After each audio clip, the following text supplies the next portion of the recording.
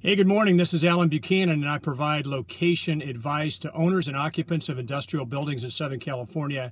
And welcome to this edition of Tuesday Traffic Tips on this magnificent St. Patrick's Day 2015. Hey, my tip for you today is the second in a series of what to do if someone is perpetually late.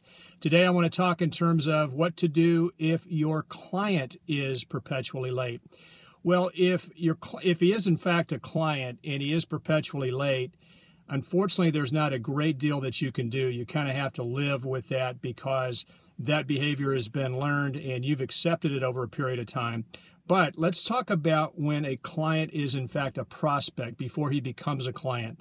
There are some things that you can do to sort of train that behavior relative to being late. One of the things I would suggest is if you have a meeting with a prospect and the prospect is late, go ahead and give them a mulligan, because we all have times when we just can't prevent that occurring. But if he's perpetually late, what I would suggest is just simply leave.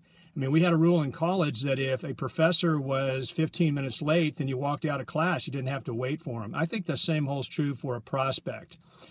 The other thing to consider is if a prospect is perpetually late, think in terms of your relationship with that prospect who eventually becomes a client.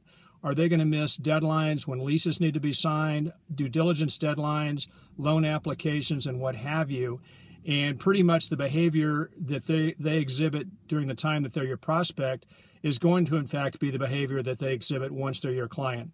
So I hope that helps you. I really am adamant about this being on time thing. So next week, we'll talk about what happens if you are perpetually late. So I hope to see you next week. Alan Buchanan, Tuesday Traffic Tips.